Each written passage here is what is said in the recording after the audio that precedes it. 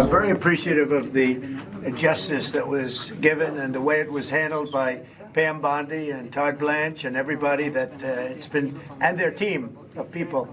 It was really well handled, and it's very important. You can't let things like that happen. Nothing to do with me, but a president or even a person. You can't allow that to happen. And so justice was served, and we'll see what happens. Oh, the would-be Trump assassin Ryan Routh, who by all accounts attempted to kill the president during his last campaign in September, has been found guilty on all 5 charges. After the verdict today, he attempted to commit suicide by stabbing himself in the neck with a pencil.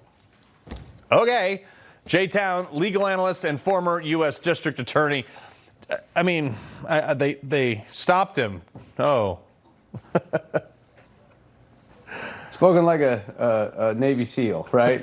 Yeah, I mean, look, I agree with what the president said, and it maybe goes without saying, but the DOJ did a great job prosecuting this case. I don't think folks realize how difficult it is to prosecute a case. I spent most of my adult life as a violent crimes prosecutor, and when someone wants to represent themselves, the prosecutor kind of has to take on the role, and so does the judge, in this case it was Eileen Cannon, of sort of being the defense counsel as well, because every prosecution where you get a conviction is great, but it has to withstand appeal. Mm-hmm. So you have to ensure that Routh was able to get all the information he needed, consult with his attorney, have extra time to do X, Y, and Z, so that the trial is fair, which is all that we are entitled to in this country. And if you want to represent yourself, that's fine, but right. You can't do as Routh tried to do at the very end, which is enlist counsel. You want to represent yourself, that's your decision, you're going to have to live with it. And so that's just sort of an appellate trick at the very end that right. Almost always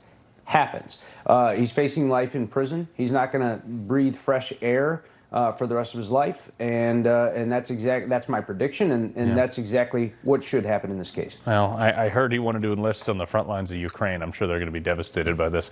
The other thing is, yesterday we showed you Trump's truth about he was basically published a text to Pam Bondi about taking action. And now there's some reports swirling around that we haven't confirmed here yet, but they are swirling around pretty rapidly about finally criminally investigating some of the fraud uncovered by Elon's DOGE. Do we know anything more about this?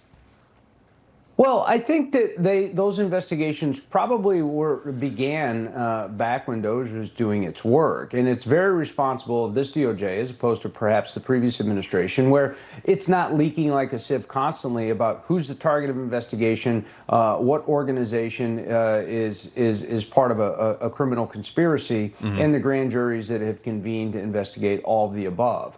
But when you have $382 million in unemployment fraud annually, $2 billion in misplaced funds to HUD, billions that you've reported on, Carl, on USAID, and the monies that were just going to, fruitlessly to NGOs around the world and inside of this country. Those monies perhaps coming back in to politics to support left-wing candidates. Those are intense, very paper-heavy investigations, need a lot of subpoenas. And I think that General Bondi and Todd Blanche, the Deputy Attorney General, are meticulously going through this, and I do think that we are going to see some criminal indictments before the year's out. Jay, I'm frustrated by this. Am I impatient? I know the legal system takes absolutely forever, okay? But it's been 8 months that call it 6 months since we've conclusively known about this fraud. Can we please? We have sent nobody to jail over this. I agree with your frustration. And part of that frustration, Carl, is that you knew this was going on all along, right? We just had sort of evidence and proof of it through the efforts of DOGE. And right. So what I know you and I both prefer and we can agree on is that they gather enough evidence to get all of the bad actors into the same courtroom for a prosecution. And sometimes that takes time. More time than you and I might like. I've been a part of the legal system my whole adult life, and I can tell you it always takes too long. 6 months is certainly no record for time that it takes to get to a heavily white-collar indictment. But I do suspect that you're going to start hearing more about this in the coming months. I want to real quick get to these H-1B visas, okay? Yes. Trump says, look, all new visas, H-1B visas, will come with a $100,000 price tag. All the existing ones will stay in. They won't have to pay to renew them. That's too bad. But, you know, this is something that changes the game because you have all these foreign workers coming in here. They're getting training. Some of them stay, some of them go, but all of them are taking away from American workers. Correct. And for folks who don't know, H-1Bs, those visas are for, you know, specialty visas for specialty work. You know, it won't surprise anyone that California and Texas have the most H-1B visas in the country. So think of the tech sectors in both of those states. And you're right. They're taking jobs from Americans. That $100,000 now will deter companies from hiring foreign workers when American workers are available. This is a genius economic move by President Trump once again.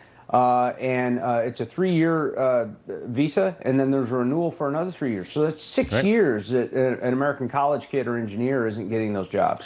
Yeah, well, now we just got to simultaneously morph people from getting, you know, degrees in underwater basket weaving to actual things that we need. J-Town, pleasure, my man. I love it, Carl. Thanks, man. All right, talk soon. All right, coming up, Kamala Harris is on her book tour, doing her debut interview with none other than Mark Cuban's other brother on MSNBC. I think MS Now, maybe it is. And the word salads are like maybe worse than they were on the campaign trail. We got that in our Culture Clash next.